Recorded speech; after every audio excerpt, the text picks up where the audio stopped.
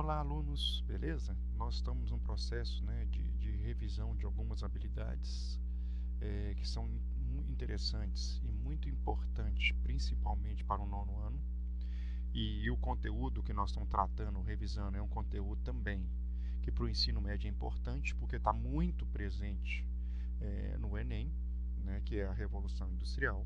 Só que o que nós iremos trabalhar aqui, principalmente, são as características do liberalismo econômico e como ele influenciou principalmente na desigualdade social. Aqui ainda não é uma crítica que nós iremos fazer ao sistema, e a intenção não é essa, mas mostrar o que realmente acontecia na sociedade. E é óbvio, muitas pessoas nesse processo dinâmico, né, nessa construção de uma sociedade nova, né, de liberalismo econômico, que eu não vou dar um nome ainda para o liberalismo econômico, mas nessa sociedade do liberalismo econômico, as pessoas no processo de produção acabam perdendo a sua humanidade, perdendo a humanidade pelo fetiche e pelo poder de querer ter, e também pela necessidade de um trabalho e exploração que vai acontecer sobre os trabalhadores. Os trabalhadores, porque eles precisavam, era a única fonte que eles tinham, e as pessoas que tinham o poder e tinham a riqueza, no fetiche de mostrar riqueza e prosperidade, uma vez que a base do liberalismo econômico, o trabalho, era a redenção da sociedade. O trabalho era o que levava as pessoas à salvação, né, como nós vimos no liberalismo político, né, e a questão da propriedade privada, e quem tem direito a essa propriedade privada? Apenas aqueles que trabalham e que sabem poupar. John Locke é muito claro, né, nos livros dele, e quando ele disserta e fala a respeito principalmente do contrato social, beleza? Então, nós vamos trabalhar aqui então a situação da sociedade inglesa, que vai ser o primeiro lugar a desenvolver um liberalismo industrial. E é muito importante entender que a revolução burguesa na Inglaterra e em demais lugares vão facilitar a revolução industrial. Mas por que, professor? É simples. Além das condições geográficas e naturais da Inglaterra, você tem um governo burguês que não fará leis que atrapalhem a prosperidade. O governo que tem um grupo de pessoas pensando no aumento da produção não fará leis e não intervirá na sociedade, uma vez que a sociedade é feita por leis naturais. Nós acabamos de ver isso em aula, né? Que leis naturais? A lei do mercado, da livre concorrência. Então, o Estado não intervindo na economia, ou não intervir na vida do cidadão, isso ajuda. E o que acontece aí? Não há leis trabalhistas, não há leis que impeçam longas jornadas de trabalho, tudo em prol da produção. E aí, então, a gente vai trabalhar agora, neste momento, né, as condições de vida dos operários. E quando eu cito aqui operário, é importante entender que eu cito o gênero masculino e feminino, e estou falando também de crianças. Então você tem um trabalho masculino, um trabalho feminino e o trabalho infantil, que até então não é regularizado. E pasmem, o trabalho infantil só entra em declínio em certos países em 1940. Nos Estados Unidos foi em 1929. Então são 100 anos de absurdos. E é importante entender que são 100 anos de produção de desigualdade social. Por quê, professor? Porque a criança está na fábrica trabalhando até 10 horas por dia. Como é que ela estuda? Então os filhos de dono de empresa não precisam trabalhar, então eles estudam. E esses filhos, né, esses operários, tem operários que nasciam nas fábricas e morreriam nas fábricas, porque mulheres ficam grávidas nas fábricas e não têm direito, né, de tirar licença. Então os filhos iam com elas para as fábricas. Tinha pessoas que moravam nas fábricas porque não tinha moradia, ou moravam próximas da fábrica, né, no que nós chamamos de cortiços, né, nas moradias que se formaram, sem nenhum tipo de saneamento básico. É o que nós chamamos hoje de aglomerados, né? Favelas, no popular, que a gente não gosta de falar, mas seria essa ideia. Então, imagina, são 100 anos de produção de desigualdade. E aí muitos criticam a meritocracia por causa disso. Apesar dessa sociedade defender a meritocracia, ela promove desigualdade e não dá chances iguais a todos, né? A imagem está te mostrando, né, as crianças trabalhando em minas de carvão.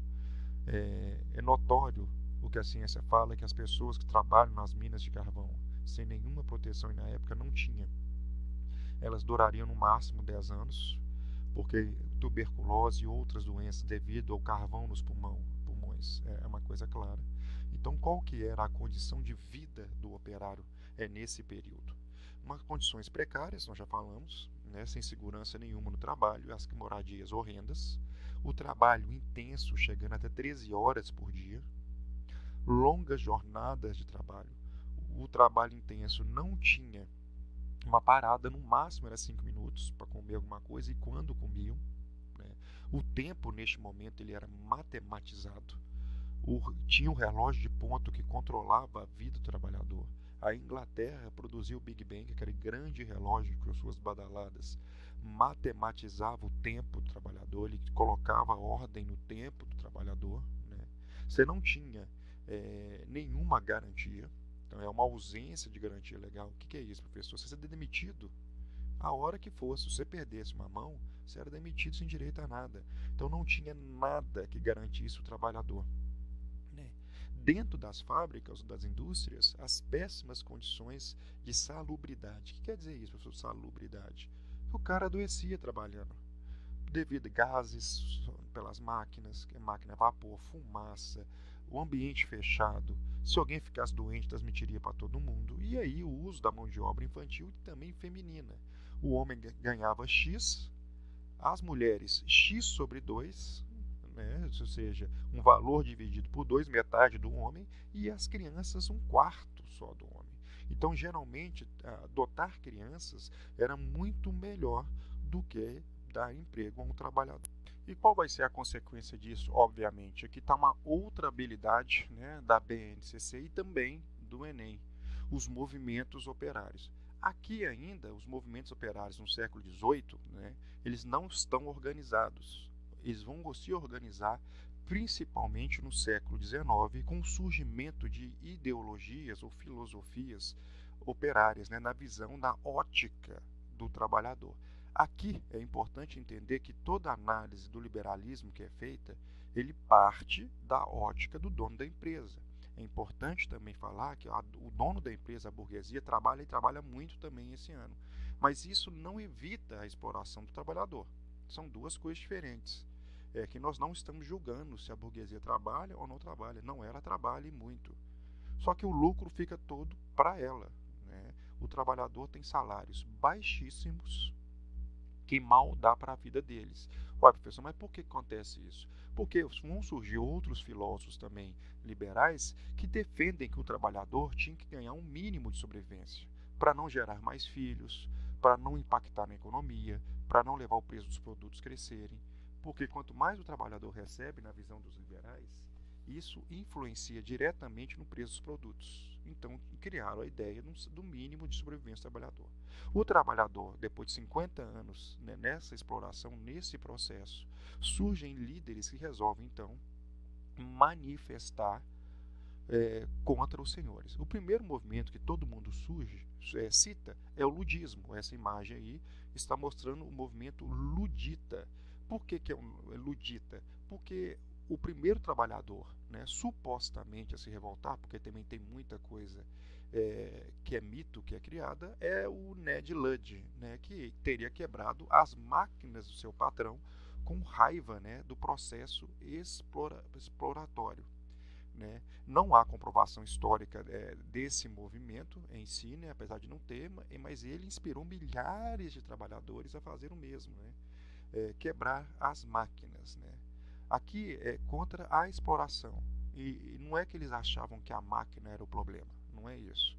Mas eles estavam sendo explorados, e uma forma de lutar contra a exploração, né, quebrando a máquina, que era a opressão, o sistema que ele estava inserido. Hoje em dia, né, o termo ludita, do inglês Luddite, identifica toda pessoa que se opõe à industrialização intensa. Então, hoje na Inglaterra, se eu chamo alguém de ludita, é porque ele é contra o processo de industrialização radical, as diversas revoluções industriais que estão acontecendo, né? Então, isso é muito importante entender. E tudo que eles queriam na prática, né, é reivindicação de melhorias das relações dele com o patrão. E aí surgiu um segundo movimento chamado cartista, que é um movimento, né, que também é muito importante e interessante, que era um grupo de pessoas, né, que se revoltaria também, mas pelo meio legal, eles pedindo mais direitos para eles, mandariam uma carta ao governo pedindo a melhoria da situação deles de vida. O movimento cartista, então, pedia 6 exigências principais: voto universal, igualdade entre os distritos eleitorais, que todo mundo votasse igual, voto secreto por meio de cédula, aqui a primeira vez vai existir a cédula, até então não existia a cédula, era tudo oral, né? Eleição anual de líderes, né, do parlamento, pagamento aos membros, né, do parlamento e abolição da qualificação segundo as posses para participação do parlamento. O que quer dizer isso? Voto censitário. Então eles queriam acabar com o voto censitário para que todos tivessem direitos, né? Direitos a votar, a criar leis, né? E obviamente isso surgiu devido aos baixos salários, às péssimas condições de trabalho, turno de trabalho excessivo, né? E com o tempo eles vão conseguir, porque na Inglaterra vai surgir a primeira organização dos trabalhadores, chamada Trade Unions, que nós chamamos hoje de sindicatos. Beleza? Eles vão ganhando mais força até as leis de diminuição da jornada de trabalho, salários melhores vão passar e eles vão conseguir então certas melhorias. Entretanto, a exploração do sistema continua até hoje. E o processo de urbanização feito pela Revolução Industrial trouxe um crescimento muito intenso, é verdade, muita prosperidade, só que concentração de renda na mão de poucos. Crescimento desorganizado, cidades mal planejadas, doenças, epidemias, né, muito comum nos centros urbanos, peste negra e outras, né, habitação, alimentação e higiene muito precárias. Então é isso, gente. Obrigado pela atenção e façam as atividades propostas. Obrigado.